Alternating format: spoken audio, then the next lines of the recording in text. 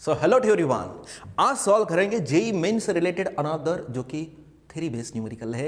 यहाँ पे हमें प्रैक्टिस करना जरूरी होता है, कंसेप्ट को बिल्डअप करना जरूरी होता है। Okay, so without wasting our time just move on the numerical here. किस तरीके से हम स्टेट बोर्ड का कंसेप्ट को लेंगे, बिल्डअप करेंगे और यहाँ पे 11 का किस तरीके से हम कंसेप्ट को अप्लाई करेंगे, मैं अच्छे तरीके से आपको यहाँ पे समझा दूंगा। चलो without wasting our time just move on the numerical here. Okay, अब उन्होंने क्या दिया, फोर्स दिया जो कि फोर्स वेक्टर फॉर्मेट में है।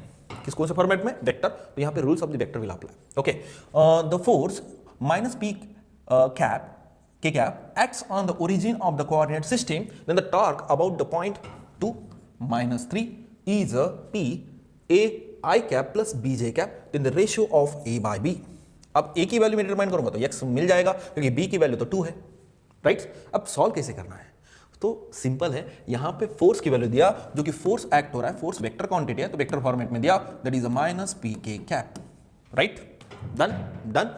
अब यहां पे जो पॉइंट पे एक्ट हुआ, पॉइंट यानी क्या है? कोऑर्डिनेट है। क्या है? Coordinate. Now this is the x axis coordinate and here it is the y axis. और x एक्सिस के लिए you know that will take the i cap और y एक्सिस के लिए will take the j cap. तो इसको i cap और j cap लगा देंगे। So position vector r vector is equal to 2i cap minus 3j cap. तो ये मिला हमें पोजीशन यानी क्या? Indirectly we are getting the what?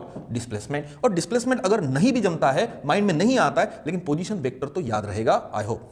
ठीक है, अब यहां पे क्या डिटरमाइन करना है? a by b डिटरमाइन करना है। लेकिन a by b this is the pure format, you know. Now this is the scalar form, okay, and we have to get that equation in also the scalar form. तो scalar form के लिए मुझे करना क्या पड़ेगा?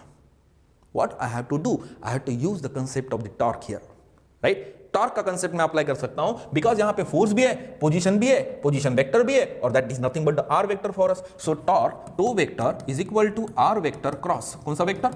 F vector. Understanding what I am saying here?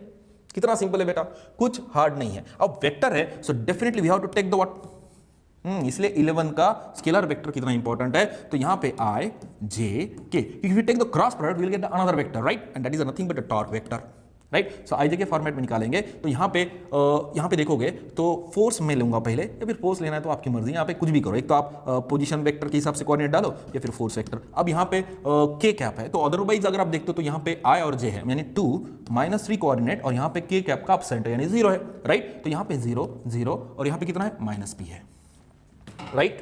Done. पूरा mind में आ रहा है बेटा? ओके, तो इसको सॉल्व करेंगे डिटरमिनेंट को। So what will get? So tau vector is equal to what will get? चलो सॉल्व करेंगे। So first find out the I cap, determinant यानी क्या? Cofactor that will take, right? So easy है, minus 3 minus P यानी कितना आएगा? Okay, minus 3 minus P यानी plus 3p 0 minus J cap, ये आना जरूरी है वरना कैसे जमेगा आपको, राइट? हाँ, minus 2p 0 minus 2p 0, okay, plus के कैप। चलो के कैप में ऑल टर्म कितना आएंगे? 0 आएंगे, राइट? चलो सॉल्व करते हैं इसको। आई कैप जो कि 3p है माइनस माइनस क्या हो जाएगा? Plus, that is 2p j cap. आ गया ये फॉर्मेट में? कुछ हार्ड है?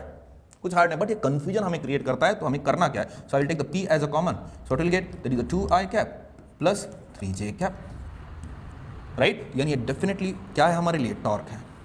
क्या है? टॉर्क है। समझ में आ रहा है? बट उन्होंने गिवन क्या दिया? जो टॉर्क है, राइट? जो टॉर्क है टो वेक्टर p, उसकी जगह पे क्या है? That is a i cap plus b j cap, right? कुछ हार्ड है बेटा? नहीं ना। अब b की वैल्यू कितना है? 3 है, राइट? तो x की वैल्यू कितना है? x जो कि b के बराबर है, और b की वैल्यू कितना है? 3 है, x की वैल्यू कितना है? डन। कुछ हार्ड है बेटा? कुछ ही हार्ड नहीं है, सिंपल है, आसान है, राइट? पहले इसलिए मैं बोलता था कि 11th का स्केलर्स एंड वेक्टर कितना इंपॉर्टेंट चैप्टर, और can say the mathematical tools for the physics.